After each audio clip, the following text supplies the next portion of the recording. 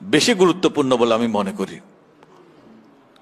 একই সাথে আমরা কেন্দ্রীয় কমিটিতে একটা সিদ্ধান্ত নিয়েছি, আজকে আমি এখানে জানিয়ে দিচ্ছি সেটা, কারণ আমাদের বাইরের অতিথি যখন আসবে তখন এই কথাগুলো বলা উচিত হবে না।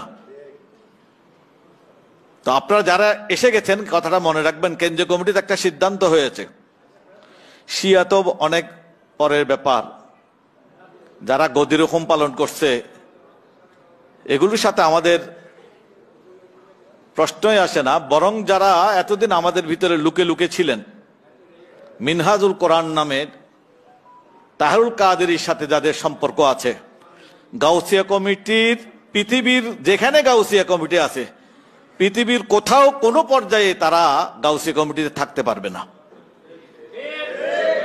যেখানে থাকুক আপনাদের জানা থাকলে আপনারা রিপোর্ট করবেন, সেই রিপোর্ট অনুসারে ইনশাল্লাহ আমরা ব্যবস্থা নেব। আমাদের এত বেশি মানুষ দরকার নাই, গাউসিয়া কমিটিতে মানুষের কোনো অভাব হবে না ইনশাল্লাহ। আমি আরেকটা তথ্য আপনাদেরকে জানাতে চাই, আমার হুজুর কাবলার মাদ্রাসা আমার হুজুর কাবলা রক্ষা করেন এবং গাউসিয়া কমিটিকেও হুজুর কাবলা রক্ষা করবেন।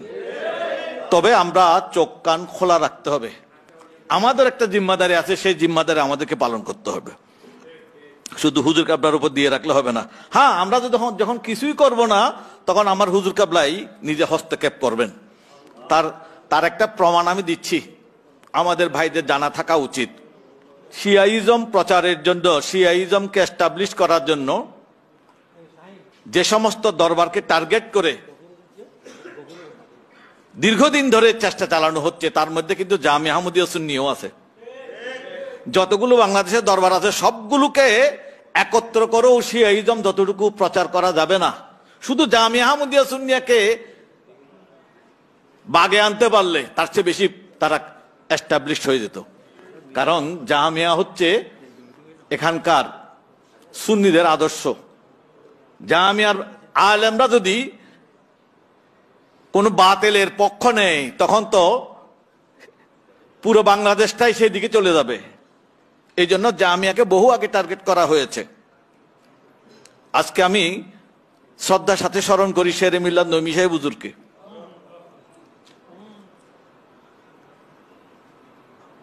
যখন রশিদুল হক সাহেব আমাদের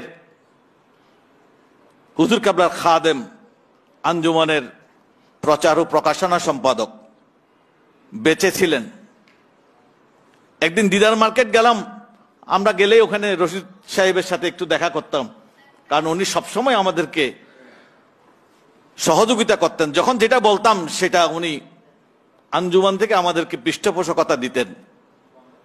তো ওখানে গেলাম, হঠাৎ করে রশিদুল হক সাহেব আমাকে একটা ইনফরমেশন দিলেন, বক্তিয়ার তুমি জানো আগামীকাল জামিয়ার অ্যাসেম্বলিতে ইরানের রাষ্ট্রদূত আসবে। আপনাদেরকে আগে বলা হয়নি, একটু শুনে রাখেন। আমি তো দুনিয়াতে নাই, ইরানের রাষ্ট্রদূত যদি জামিয়ার অ্যাসেম্বলিতে আসে ছাত্র সমাবেশে, এই জামিয়ার নামের পরে সুন্নিয়া শব্দ এটা থাকার কোনো অর্থ হবে না। আমি কি করব নঈমী সাহেব হুজুরকে ফোন করলাম।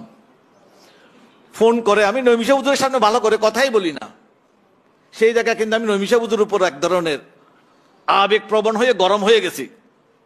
তো হুজুর, আপনাদের ফতোয়ার আর 2 পয়সা মূল্য হবে না আগামীকাল থেকে। জামিয়া আহমদিয়া সুন্নিয়া, এই সুন্নিয়া শব্দের আর কোনো অর্থ থাকবে না, আপনারা শিয়া হিসেবে গণ্য হবেন। কি হয়েছে তুমি বুঝাই বলো না, তুমি মাথা ঠান্ডা করে বলো। আমি বললাম, হুজুর কালকে জামিয়াতে ইরানের রাষ্ট্রদূত আসবে, অ্যাসেম্বলিতে অংশগ্রহণ করবে, তারপরে কি আপনাদের আর সুন্নি হিসেবে তো মূল্য থাকবে না, অন্য কিছু হতে পারে। হুজুর আমাকে বললেন, বক্তিয়ার তুমি মাথা ঠান্ডা করে বলো কিভাবে কি করবা, কি করবো সেটা বলো। আমি বললাম, আমার মাথায় আসতেছে যে আঞ্জুমানের সিনিয়র সহসভাপতি বর্তমানে দরবারে আছে, আপনি একটা ওনাকে ফোন করেন এবং হুজুর কাবলার নলেজে কথা দেন যে ইরানের রাষ্ট্রদূত জামিয়াতে আসতেছে, বাকি ফয়সালা হুজুর কাবলার।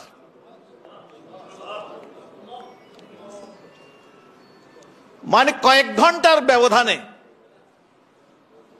সিদ্ধান্ত হয়ে গেছে, হুজুর কেবলা এমন ভাবে সিদ্ধান্ত দিলেন, ইরানের রাষ্ট্রদূত জামিয়ার চৌহদ্দির ভিতরে আর ঢুকতে পারে নাই।